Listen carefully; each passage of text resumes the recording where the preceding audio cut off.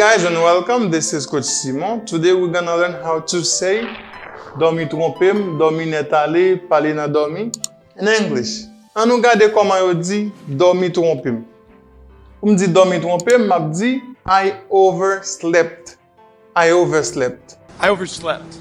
Dormi trompem. Par exemple, I am late because I overslept. Mwen en retard parce que dormi trompem. C'est parce que dormi trompem qui fait mon retard. I am late because I overslept. Kounya an gade comment pou nou di dormi net ale. Pou nou di dormi net ale, wap di sleep in. Sleep in. Sleep in. Par exemple, I often sleep in on Saturdays.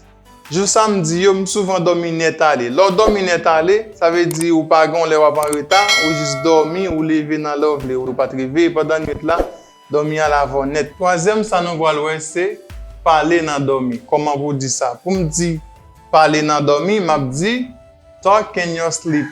Talk in your sleep. You talk in your sleep. Pour n'y a simda vle di John toujours parler nan dormi, m'a dit John always talks in his sleep. John always talks in his sleep. John toujours parler nan dormi.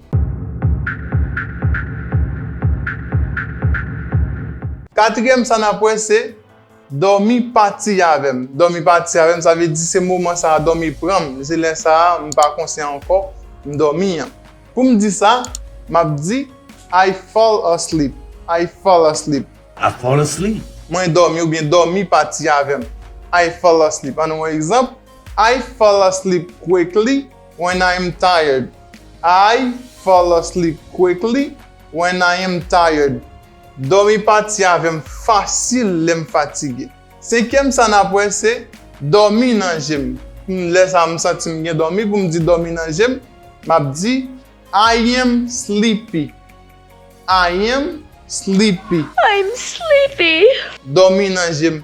Par exemple, I am going to bed because I am sleepy. I am going to bed because I am sleepy. M'bral coucher parce que dormi nan jem. C'était ça d'abord aujourd'hui, pas oublier abonner, commenter et puis partager. C'était Coach Simon.